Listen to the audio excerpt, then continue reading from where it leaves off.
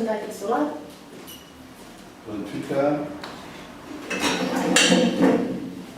Então eu estou aqui com o Dom Tomás Balduino, bispo emérito de Goiás, né? Eu queria que o senhor começasse falando um pouco da participação da igreja no golpe, né? O que levou a Igreja Católica a participar do golpe e o que levou depois alguns setores da igreja a desistirem da participação, desistirem do apoio à ditadura. Eu queria que você falasse um pouco sobre isso. A participação foi conhecida através daquela declaração que os cardeais, a cúpula da Igreja Católica, agradecia a Deus o fato de ter havido aquela evolução sem derramamento de sangue e afastando o perigo comunista do nosso país. Analisando isso, a gente acha normal, porque foi sempre a igreja comprometida com o poder. E como é uma força, o poder também procurava essa igreja, procurava apoio dela e dava apoio também. De maneira que a situação normal, independentemente da conjuntura, essa é a conjuntura que mudou e que a gente pode analisar. Eu acho que isso que aconteceu, sobretudo na cúpula da igreja, cardeal do Rio e de São Paulo, os dois, né? Que foram eles os mais ativos, né? Mais ativos, que puxaram, então, a declaração. Declaração daquela época. E depois, alguns membros da igreja desistiram, de certa maneira, do apoio à ditadura, porque começaram a haver torturas, né? Começou a haver, não sei, até uma perseguição a membros da igreja, né? E como é que se deu esse processo de alguns membros mudaram de ideia e começaram a combater a ditadura?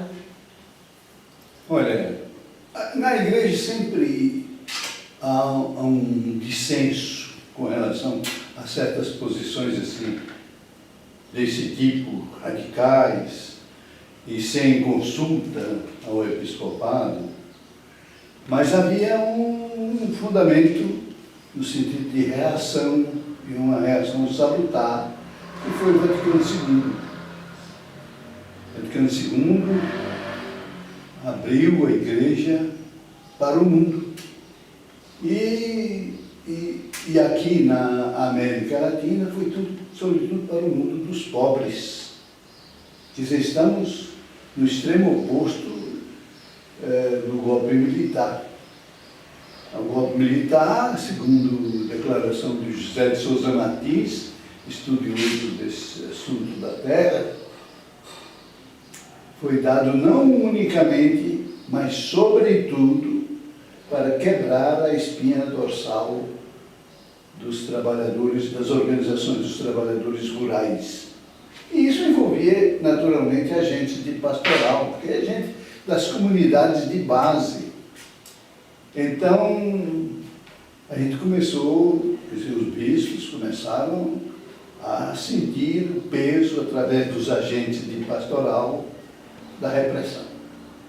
E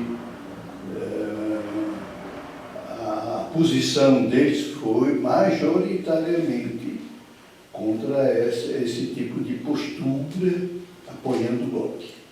Contra a tortura, né, no caso? Contra a tortura, contra a repressão, contra a vigilância, contra toda forma de cerceamento do trabalho do pessoal da base. Você falou que o golpe, então, teria sido realmente uma forma de minar os trabalhadores rurais, né, de impedir o avanço, né, consequentemente o avanço da reforma agrária, né, que era o que o João Goulart, era uma das propostas do João Goulart, né, fazer a reforma agrária, entre outras reformas. Usando o golpe como fio condutor, como eu falei no início, o que o senhor acha que provocou de retrocesso, né, para a reforma agrária, esse golpe? O que a reforma agrária avançou, se é que avançou alguma coisa depois disso, conseguiu avançar? Como é que está o pé da reforma agrária? Como é que o senhor vê a reforma agrária nos dias de hoje, fazendo o golpe como ponto de partida? Bom, os militares tinham conhecimento, por exemplo, das ligas camponesas, tinha conhecimento dos conflitos aqui no estado de Goiás, de Trombas e Formoso, e eles associavam isso àquele temor de que, através do campo, através das organizações de trabalhadores rurais, entraria o comunismo internacional. O comunismo viria através da reforma no campo? Isso é a análise deles. A gente acha que é uma análise induzida pela influência dos Estados Unidos, pode ser, mas também aqui nós já tínhamos organizações concretas das ligas camponesas no Nordeste, da irradiação disso para diversas partes do país, da incidência aqui em Trombas e Formoso, com gente muito organizada, gente que analisava a situação, que fazia estudo e que lutava na base, no sentido da defesa da terra contra a injustiça do latifúndio, que era apoiado pelos militares. Então, os militares não deixaram de ir lá da reforma agrária, não fizeram só reprimir, eles propuseram uma reforma agrária, que é um pouco que prevalece aí. É a reforma agrária que controla a reforma agrária. É uma reforma que controla a própria reforma? Sob controle. Sob controle. Quer dizer, o que é uma reforma agrária sob controle? Ditada pelo organismo do Estado, o INCRA, no Ministério, antes da Agricultura, depois foi o Ministério da Reforma Agrária, especificamente, mas era no sentido, então, de quê? De transformar os trabalhadores rurais em pequenos proprietários. Esse é o modelo militar da reforma agrária que prevalece. Era isso que eu acho que prevalece até hoje. Prevalece até hoje, porque é prático, né? O pessoal reivindica aquela terra, às vezes ocupa uma fazenda, vai no INCRA e se entende com o judiciário, com os pretensos donos da terra, e acaba então dividindo em quinhões, que aquilo é sorteado, cada família recebe um quinhão, né? Esse é o modelo. E depois então tem, talvez, algum apoio no sentido de estrada, de posto de saúde, escola, mais ou menos. Mas o fundamental é aquilo e deixar então que a família se vire, né? Um pouco a nossa reforma agrária. Mudou muito na concepção dos trabalhadores, é outra coisa, é outra perspectiva, né? Então, é nesse sentido que os militares, o Estatuto da Terra, vai muito nessa linha, e até hoje o pessoal ainda tem como referência o Estatuto da Terra, que é o grupo militar. O senhor fala muito nos militares, tudo bem, mas mesmo naquela época e ainda hoje, existem setores da sociedade civil que não têm interesse em que haja uma reforma agrária de fato verdadeira, né? Em que eles têm interesse que continue essa reforma, que é a que a gente tem, né? Mas que não é uma reforma completa. Quais seriam os setores da sociedade civil, né? Fora os militares, que o senhor poderia apontar que, de alguma forma, apoiaram o golpe naquela época e que continuam impedindo o avanço da reforma agrária? O golpe não foi só apoiado pelo empresariado, pela elite, foi gestado também. Que eu acho que a mídia e também o empresariado, a bancada ruralista, nunca foi a favor de reforma agrária nenhuma.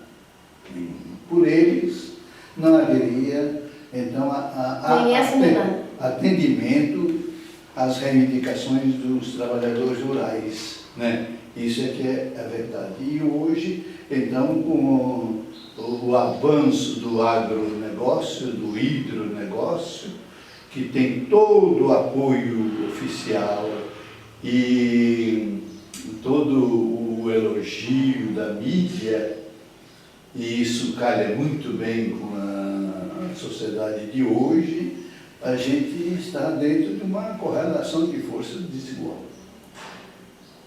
Certo. O senhor falou da ameaça comunista naquela época, né? Que era esse o grande temor, né? Enfim, e até hoje se diz isso, né? Que o golpe, os que chamam de revolução, enfim, teria sido para frear esse avanço comunismo. Eu queria que o senhor fizesse uma relação. A visão do marxista, ela é muito antagônica do cristianismo ou há uma complementaridade? Antes disso, eu gostaria de fazer menção da problemática comunista dentro do nosso conceito. Certo. Era tempo da Guerra Fria. Uhum. Então, era um perigo comunista. E isso estava na mente dos Estados Unidos e foi injetado aqui muito fortemente, porque sempre dominaram a política, os meios de comunicação. Então, essa história do comunismo era uma luta de polos, a polarização. De um lado, o capitalismo, né, que chamam o liberalismo, do outro lado, o comunismo. Então, com o tempo a coisa foi mudando. Mas, respondendo à sua pergunta, há dois níveis de resposta. Primeiro, a visão comum na igreja, entre o povo cristão, os cristãos, há um receio quando se fala em comunismo. Ainda tem aquela ideia de comer criancinha, né? De comer criancinha, de perseguir a igreja, de ateísmo, isso aí é uma visão geral, um sentimento geral, arraigado, virou cultura, de certa maneira virou cultura. Agora, outra coisa é isso visto pelos teólogos, pelos pastoralistas, por pastores, bispos, católicos e evangélicos, sobretudo aqueles das religiões tradicionais, luterano, anglicano, metodista, batista, porque a outra linha pentecostal é completamente diferente, de proveniência dos Estados Unidos. Essa é mais de formação europeia. Então, é uma visão que é muito ligada à teologia da libertação, que vê no marxismo não um bicho-papão, não um mal, mas um instrumento científico. Aí, é claro, um instrumento científico você adota como cientista, com liberdade de cientista. Não é um dogma, embora talvez alguns marxistas ou comunistas tenham isso como dogma, mas para nós, da teologia da libertação, é útil uma análise da realidade nessa profundidade que fez Marx e os seus comentadores, né? Eu acho que isso favorece a desentranhar a sociedade de hoje, trazer à tona os seus diversos problemas e as suas vinculações sociopolítico-econômicas, porque a partir daí você faz uma reflexão teológica, que é a teologia da libertação. O pessoal diz que é teologia que usa necessariamente a teoria marxista. Não é verdade? Não é. A gente tem muita liberdade e eu acho até, isso é um pouco parecer do Gustavo Gutiérrez, o criador da teologia da libertação, que é uma força até de ajudar o próprio marxismo a entender bem a caminhada da realidade, né? Não caindo assim no radicalismo, mas ter uma visão mais ampla da sociedade de hoje. Então, tem esses dois níveis, como eu expliquei, e aí o intercâmbio entre ambos tem dificuldade porque a nossa sociedade cristã, aquelas que frequentam a igreja, com aquele pensamento. Vamos aproveitar antes de voltar, depois a gente volta para a ditadura, mas já que o senhor citou a teologia da libertação, eu ia falar também sobre isso, né? Em que pé anda a teologia da libertação da Igreja Católica? O senhor acha que ela tem um futuro, ela pode voltar com força? Como é que está isso? Citando o próprio Gustavo Gutiérrez, dizer, chegou para mim a notícia que a teologia da libertação morreu, mas não me convidaram para o enterro. Também não convidaram o senhor? Acho que ninguém foi convidado para o enterro. Então, o certo é que ela sofreu um duro golpe no papado de João Paulo II. Como foi esse golpe especificamente? No sentido de limpar a teologia nos seminários.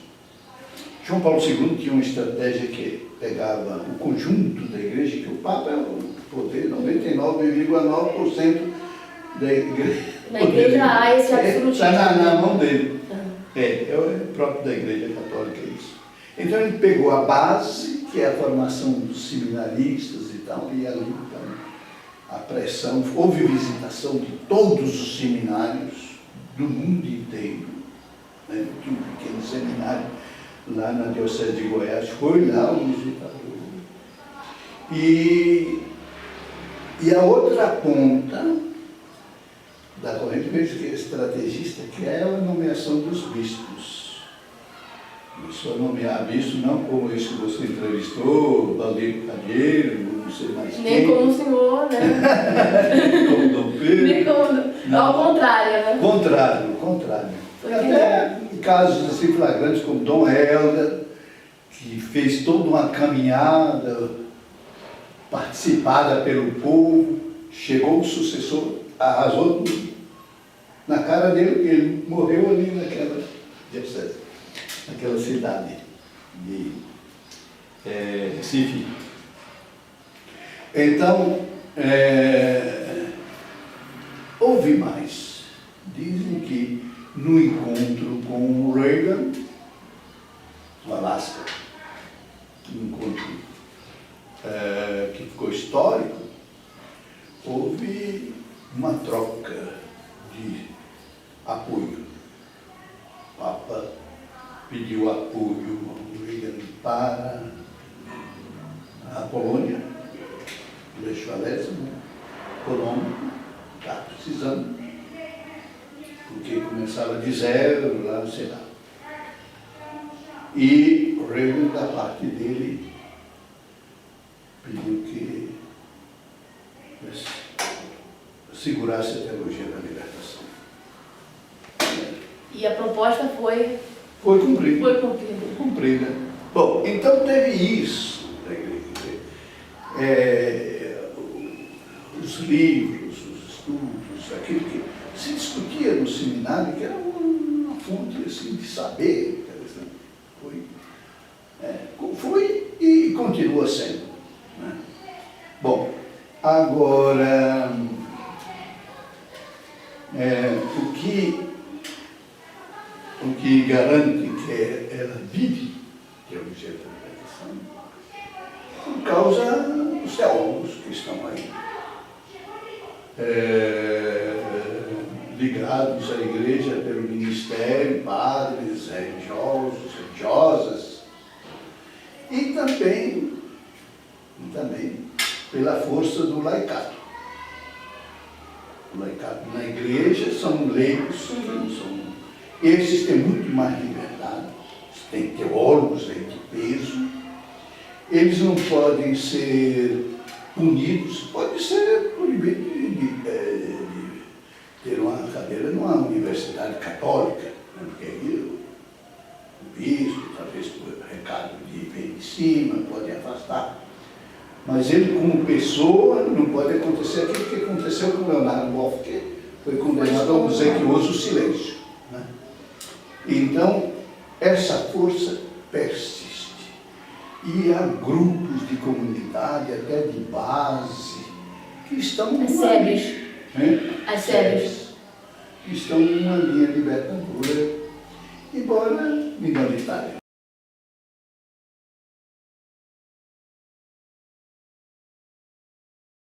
Como eu expliquei para o senhor, eu tive essa ideia de fazer essa série de entrevistas quando o Supremo Tribunal Federal, Superior Tribunal Federal, né,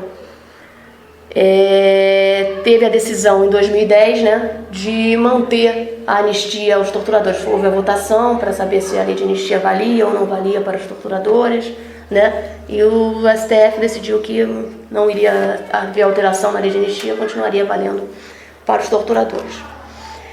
Essa Comissão da Verdade, ela a princípio não tem poder punitivo, né? Não se pretende que se faça nenhuma punição às pessoas que torturaram, tanto civis como militares. Mas eu queria saber o que o senhor acha, que deveria haver uma punição para aqueles torturadores da ditadura? Ainda cabe essa punição? Muita gente chama isso de revanchismo, né? De que seria um revanchismo fazer essa punição. Como é que o senhor vê isso? Acha que deveria punir, não deveria punir? É lógico que deve punir. São criminosos. E de crimes hediondos. E isso pesa na história do nosso país. Agora, a reação de revanchismo, isso é velho, já vem de longe. E eles continuam batendo nessa tecla porque surtiu efeito. Mas veja o caso da Argentina. Lá deve ter havido também reação, falando em revanchismo. Tem general presidente na cadeia. Os nossos... É o lógico é isso. Pela lei, pela justiça. Não pelo processo de vingança, mas de distribuir a justiça segundo os critérios mais limpos da justiça. Agora, aqui em nosso país começou a se levantar a reação com relação a isso do governo Lula, mas um medo medonho dos militares. Parece que permanece o pessoal ainda esse brinca medo. que ele tinha medo, desde criança, medo de soldado. O Lula? E como presidente, aquilo é cultural, aquilo fica... Então, a Comissão da Verdade dá uma certa satisfação à sociedade, porque nem isso devia a dificuldade de Vanucci, né, de poder levar adiante um processo, foi afastado, dá uma satisfação, mas fica muito aquém do que deveria ser. Por que fica aquém? Porque é uma comissão de relato, de fazer relatório e mandar aquele pacote para quem talvez para presidente ou algum órgão qualquer. Eu acho que deveria ser, junto com o relatório, a indicação da punição, e aí, através de presença de juristas, integrando a juízes, quem sabe, integrando a própria comissão oficial e nacional, já declarar isso e publicar isso e mandar para quem de direito. Não cabe à comissão executar, mas cabe à comissão julgar, não só levantar os fatos, como é a missão dela. Então é pífia, é muito pífia essa. Muito pífia. Muito. É muito medrosa, concede muito à pressão militarista em nosso país, que são um poder aí que está como uma ameaça. Oh, cuidado, a gente pode voltar o cano do fuzil para vocês. Normalmente, pela Constituição, estavam voltados para a fronteira, para defender a integridade do nosso país. Mas já houve experiência deles ocuparem, tomarem e caçarem judiciário, caçarem deputados. Quer dizer, fica claro que ainda existe esse poder militarista aí no... É o poder militarista. A verdadeira comissão seria uma primeira quebra desse poder, com todas as consequências. E qual seria a importância para a sociedade de que houvesse realmente uma comissão de verdade, que fosse esclarecidos os crimes realmente, fossem punidos os torturadores? O Dom Paulo Evaristo Arns tem uma frase que eu gosto muito, que é um povo que não pode ou não quer se confrontar com o seu passado histórico está fadado a repeti-lo, né? Então, quer dizer, se você não tem memória, se você não esclarece realmente os crimes do passado, você não tem como esclarecer os do presente, você ainda está ameaçado de repetir aquilo que aconteceu, né? Porque você não fez uma verdadeira punição, não fez um verdadeiro esclarecimento daquilo tudo. Como é que o senhor vê isso? Qual é a importância para a sociedade desse esclarecimento? Eu concordo inteiramente com a palavra de Dom Paulo, quer dizer, confronto, o enfrentamento do passado, em vista de animar a resistência hoje em dia. Para evitar a repetição do que aconteceu. Eu acho que mais ainda, a necessidade de uma ação de passo concreto no sentido da condenação dos culpados que estão vivos, os outros já morreram, né? É uma forma de fazer crescer a nossa democracia. Uma democracia verdadeira, ela enfrenta com a participação de todos os problemas do passado e do presente, que tem a ver com a sociedade como um todo. E aí, se não houver essa atitude de chegar às últimas consequências com relação aos facínoras da ditadura, eu acho que não temos democracia, não temos Estado de Direito, né? Isso é necessário como ar. É como o ar que se respira. Como oxigênio, né? Como oxigênio. Tá certo. A comissão, ela escolheu um período amplo, né? Você deve saber que a comissão oficialmente vai investigar desde 46, bem antes da ditadura, desde 46 a 88. Muita gente critica a escolha desse período tão amplo né? São 40 anos para serem investigados, né? E a maioria das pessoas que eu tenho entrevistado acham que deveria focar só na ditadura, né? O que o senhor acha? Que deveria focar na ditadura, que está certo investigar mais tempo? Olha, sempre a sociedade teve pecados, teve falhas, teve crimes. Agora, o maior deles foi a ditadura, que tem começo e tem fim. Tem um 64, 84. Isso que é um problema. Não é generalizar os militares que pressionaram para fazer isso. Deve ser. Inclusive, fazer a investigação da outra parte, dos chamados subversivos. Chamado outro lado, né? O outro lado. Isso é pressão deles.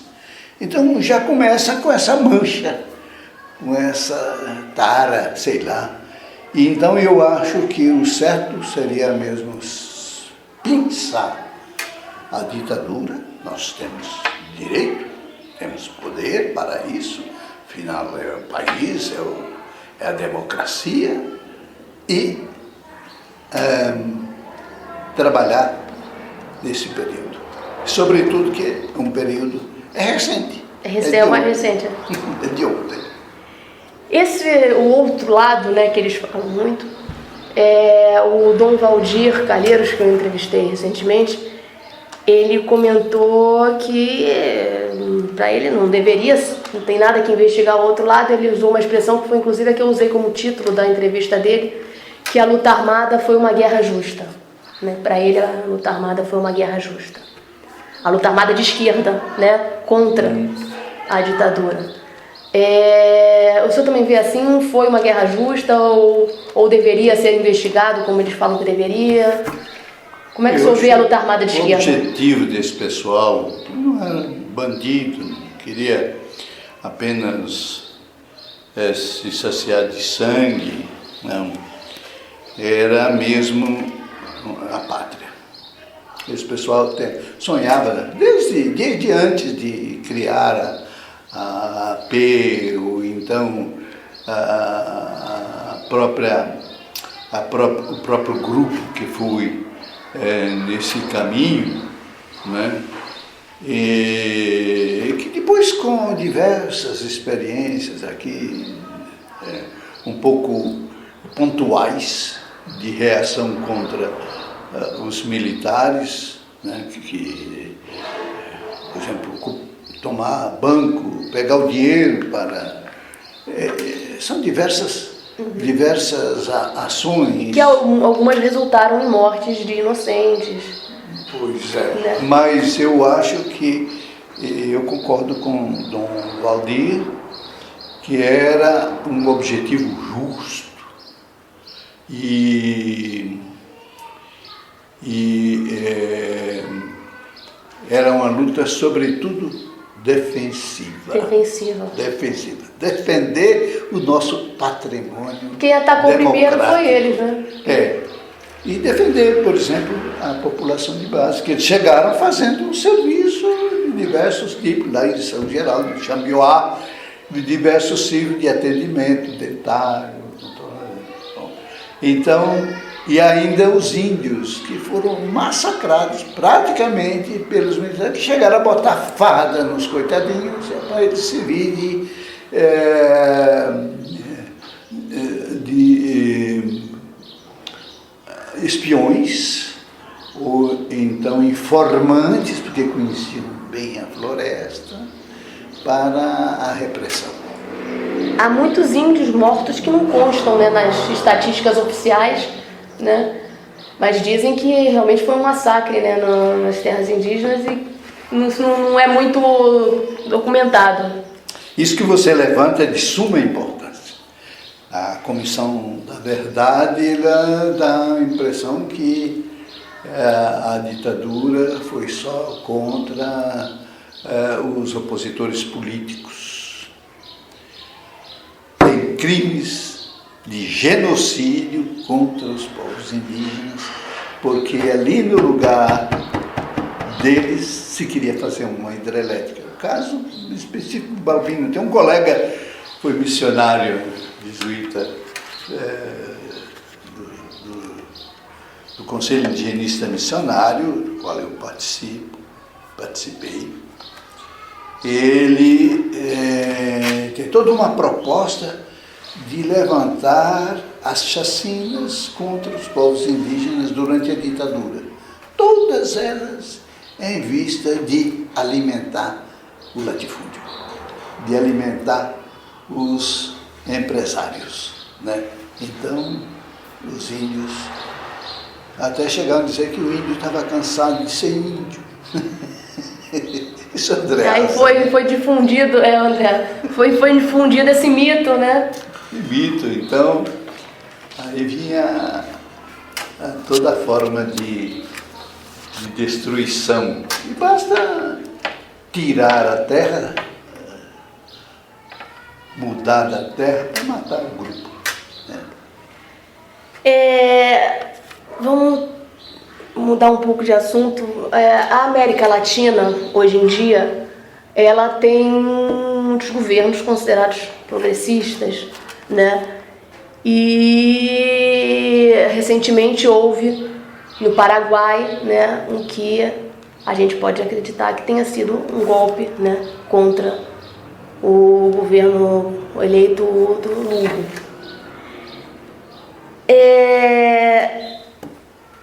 O senhor acha, primeiro, que foi realmente golpe lá no Paraguai ou não foi? Se foi ou não foi?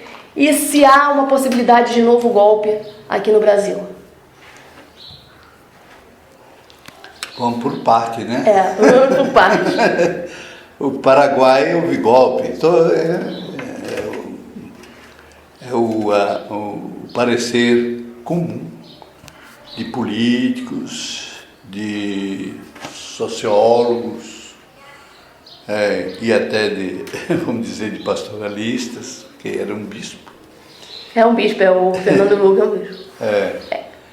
E eu acho que foi um golpe porque ele tentou desconstruir aquilo que o Partido Colorado, né? Colorado, de ligação com os Stroessner, os militares, tentaram durante 60 anos construir um país a serviço de uma minoria. Era isso. O que o pessoal se assustou com a entrada de Lugo, tem lá seus defeitos, tem suas falhas e tal, mas o pecado maior que eles atribuem a Lugo é de mexer nesse ninho de aproveitamento de um país por um grupo minoritário, pela elite crioula dominante lá na situação sociopolítica e econômica. E é interessante, esse Lugo me falou que como fazer isso? Aqui não se paga imposto de renda. Você vê, o pessoal trabalhou o país de maneira a se enriquecer. Esse grupo se enriqueceu. Porque a recusa do imposto de renda, bom, libera o pessoal a raia miúda, mas libera sobretudo aqueles que detêm capital extraordinário dentro e fora do país.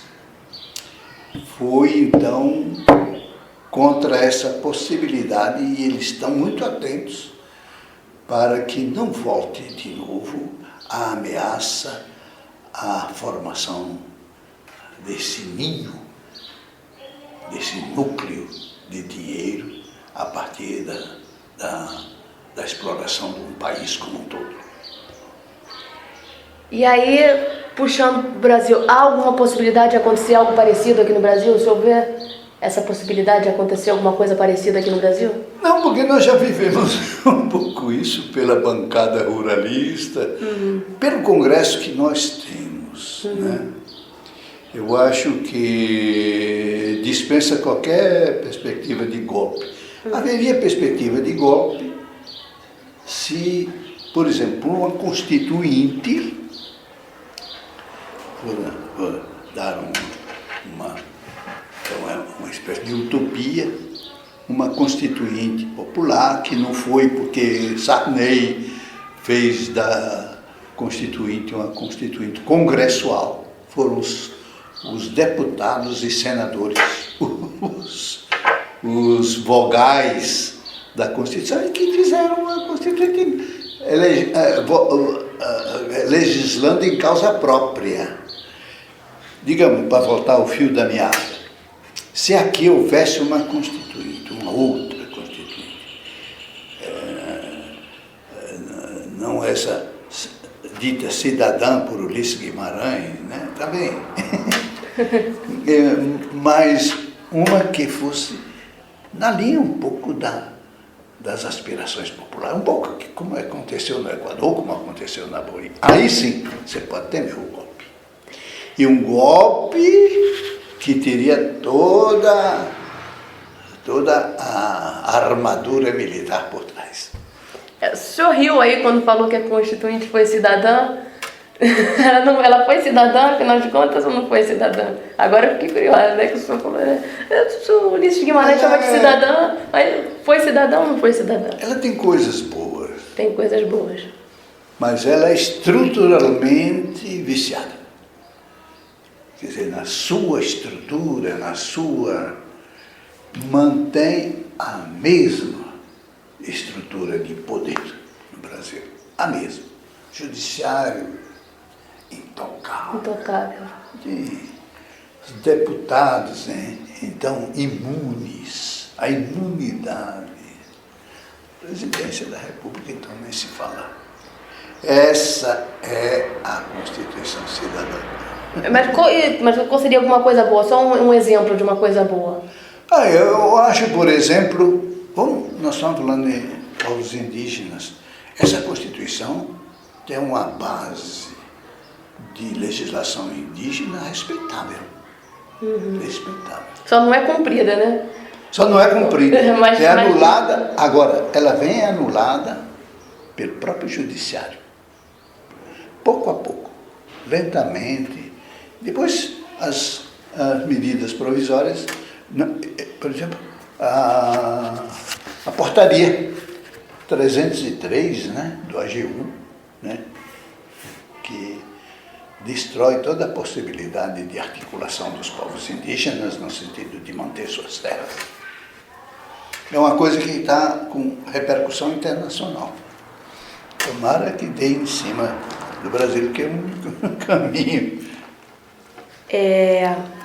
Mídia. Como é que... Mídia com você. Mais ou menos, né? Porque eu sou da mídia alternativa, né? Os grandes veículos de comunicação não é muito a minha, não. Eu queria justamente que você falasse deles, né? Dos grandes veículos de comunicação, enfim. A gente sabe aí, Globo, os grandes jornais, Estadão, Folha. Qual foi o papel desses grandes veículos de comunicação no golpe e qual é o papel deles hoje? Até que no golpe houve a censura, né? Depois, né? Posterior, né? A censura às publicações do Estadão, da Folha, dos jornais principais, de maneira que eles tomaram até posições interessantes por causa disso. Eu sei que, por exemplo, o processo contra Dom Pedro Casaldáliga de expulsão, a gente publicava no Estado de São Paulo. No Estadão. Né? Que tinha as suas áreas de receita culinária, não sei o quê, em lugar de notícias que eram cortadas. E versos de Camões também. Agora, de um modo geral, que ele caminhou junto, desde o início, durante e posteriormente. A mídia com o sistema neoliberal, o sistema de concentração de renda, concentração de poder, de exclusão, né? E vigilante em todas as possibilidades de alteração. A mídia faz um pouco aquilo, quer dizer, é o cão de guarda, como a bancada ruralista, né?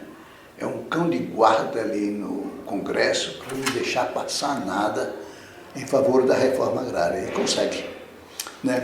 Eu acho que a mídia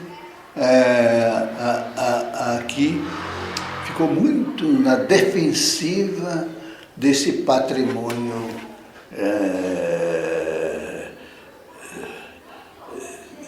econômico, capitalista, elitista, concentracionista, segregacionista e depois cruel, né, também. A mídia envolveu-se muito nisso e hoje eu vejo a mídia um pouco por esse prisma. Porque está ligada ao grande capital, nacional e internacional. É isso aqui. Dilma, né? Agora, tem alternativas, mirins, né? Mas tem. Sim, claro. Eu, pelo menos, faço a minha parte, que as pessoas que podem vão fazendo a sua parte para contrapor a grande mídia. Eu acho que tem. Né? Tem aí. Não é dentro da igreja. Aí não vê nenhum periódico. Assim, é muito de sacristia, muito clerical. Mas como o Brasil de Fato, por exemplo. Né? Conheço. Semanário. Né? Ele é uma vez por semana.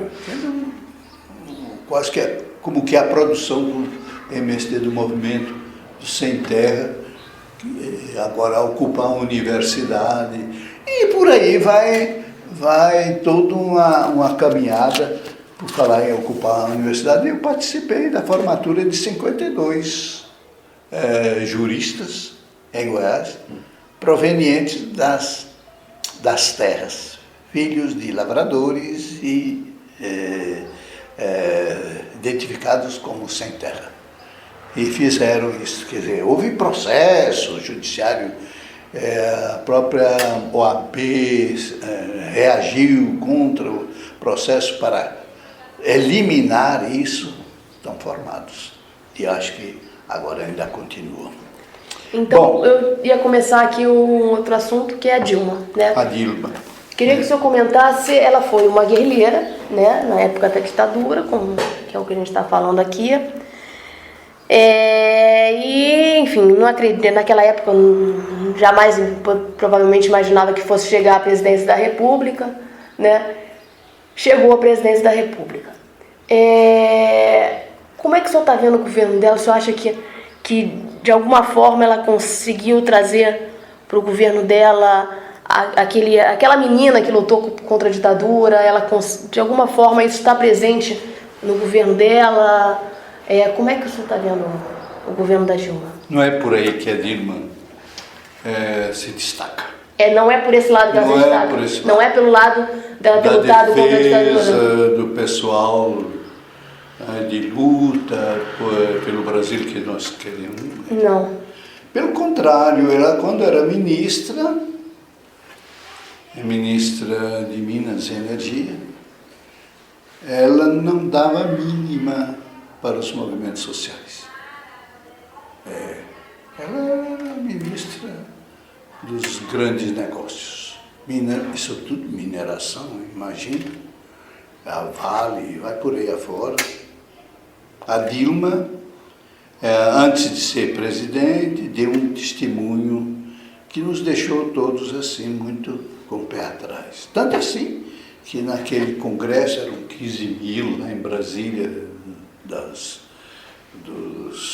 trabalhadores rurais, ela, como ministra, foi fazer um discurso, foi vaiada do começo ao fim. Onde foi esse discurso? Brasília. Brasília mesmo. Naqueles, como é que chama aqueles negócio lá aberto, aqueles... Sim, não tem problema. Mas aí ela foi vaiada, e qual foi o teor, basicamente, desse discurso? Eu não posso dizer o teor do discurso, que eu entrei e saí, mas eu acho que era um pouco sobre a política, a respeito, talvez, da terra, né? A política oficial. E agora... E a plateia era composta por... era só trabalhador rural, Trabalhadores rurais. Pessoal do MST, do MAP, esse pessoal que já vinha sofrendo. Então ali foi a resposta, foi um pouco a manifestação do que é. Temos 15 minutos. Tá bom. A manifestação Estamos daquilo terminando. Que o pessoal sentia. Agora, como presidente, não faz diferença com o governo anterior. Quer dizer, as alianças com os mesmos partidos indesejáveis, né? Mas aliado. E sendo assim, compromisso de colocar à frente, colocar impostos chaves, de acordo com as aspirações dos aliados, né? Isso não mudou, isso não mudou. Agora a gente conhece que tem uma aceitação popular, né? Tem uma cotação boa em nível nacional, né? E talvez o fato dessas investidas da Polícia Federal, que já vem desde o governo Lula, sobre os corruptos e corruptores, então tem valido para ela algum tento favorável, né? Eu acredito que pode ser a futura presidente, reeleita. Não acredita numa volta do Lula, não? Lula está se enfraquecendo. Está enfraquecido. Agora com esse mensalão, como é que é? Como é que tantos ministros, a maioria, aderiu, e ele, presidente, inocente, escrevendo lá com os óculos no nariz e não enxergando, né? Então... Está desgastado, né? O desgaste vai ser grande. Ele previa isso, tanto que ele pediu, né? Foi lá. Dom Tomás, eu queria que o senhor respondesse a pergunta do meu site, né? Que o meu site é uma pergunta, e o livro também vai ser essa pergunta. Quem tem medo da democracia, afinal de contas? Quais são os setores realmente que têm medo da democracia? Quem tem medo da democracia? Primeiramente que tem rabo preso, como diz o povo. Tem medo da democracia aqueles que montam a sua estrutura sociopolítica, sobretudo econômica, na corrupção. Tem medo. Teme. E é perigoso. É perigoso alguém dentro do governo em geral, dentro do governo, juízes, enfrentar isso. É morte certa. Tem medo da democracia. Agora nós vemos claramente os militares envolvidos com a repressão. Não são todos. Não são todos. Mas as exceções são poucas. Confirma uma regra, né? Confirma a regra. Eu acho que esses têm medo da democracia. E, para mim, tem medo da democracia o próprio Congresso. Que está muito satisfeito com a estrutura que está aí, que é antidemocrática. Porque a maioria que está lá representa uma mínima minoria que está na sociedade. Isso é antidemocrático, profundamente antidemocrático. Esse pessoal tem medo, não se falar da democracia, não, mas de mudar essa estrutura. Porque muitos fazem da política um ramo de negócio. A gente vê governador, por exemplo, que antes, como candidato, tinha um carrinho pequeno. De repente, depois de alguns anos de governo, se torna um cara referência em termos de riqueza. Eu vi governador aqui que tornou, era funcionário assim, do serviço público, tornou o maior fazendeiro do Estado. Então, medo da democracia, judiciário. Também tem medo da democracia. Tem muita gente que tem medo da democracia. Tem medo. O judiciário, e ele tem razões, porque é capaz de achar lei que favorece aquilo, o status quo, tá? Os arrazoados, os mais perfeitos. São máquinas de saber, né? De produzir saber, tem medo. Então, porque se um dia a democracia chegar ali, então o resto é ficha fácil, né? Medo da democracia, muita hierarquia na igreja tem medo da democracia. Eu sou bispo, eu estou falando assim do Estado, do Executivo, do Legislativo. Tem que falar da própria igreja. Falar da própria igreja, sem medo. Nem a palavra se usa. Usa-se a palavra comunhão, que é ambígua. Comunhão. Eu li uma carta sua sobre catedrais, carta aberta sobre a construção de catedrais, que o senhor fala isso, né? Que nem a palavra não se usa mais na igreja. É que ele repercutiu muito. É. Foi para o meu arcebispo aqui, a carta. Bueno. Para a gente encerrar, uma última coisa. A saideira. A saideira. Existe um livro sobre o senhor, né? Que é Uma Vida a Serviço da Humanidade, né? Que é do nosso Dom Pedro Casaldáliga, né? Eu queria que o senhor terminasse deixando uma mensagem. O que o senhor diria para uma pessoa como eu, uma pessoa, jovens, né, que no mundo como o de hoje estão de alguma maneira tentando lutar por democracia, tentando contribuir de alguma forma para um mundo melhor, enfim. Qual é a mensagem que o senhor deixa para esses jovens? Eu diria a mensagem de todos os nossos mestres, Paulo Freire, Darcy Ribeiro, digamos, eu quero citar mais mestres assim na linha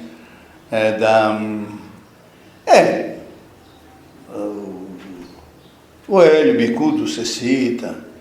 Foi o meu primeiro entrevistado. Depois o Comparato, Fábio Conder Comparato, né? Homens assim. Vamos colocar Dom Pedro também, meio, Paulo Evaristo. São homens da esperança. Homens da esperança. O que mantém esse pessoal de pé é acreditar no próximo, no outro, na outra, né? A gente acredita. E é por aí que vem, então, a solução. É de baixo para cima, é de dentro para fora. E eu vou mais longe, a partir dos povos indígenas, a partir dos sem terra, das quebradeiras de coco, desse pessoal, sobretudo agora os índios, não só no Brasil, mas na América Latina, Bolívia, Equador, estão levantando o bem viver. Nós todos queremos essa felicidade para a gente e para os demais, que está numa linha nova, que não embarca no consumismo, que não embarca na vaidade da produção, do progresso, produção por produção, crescimento econômico a qualquer preço, não é Belo Monte, de Giral, Santo Antônio, né, no Tapajós, né? Eu acho que tem essa força, essa semente, e isso se liga com a palavra de Jesus. O reino é a semente menorzinha e é o pouquinho fermento. Né? E aí que nasce tudo. Aí vem, daí cresce.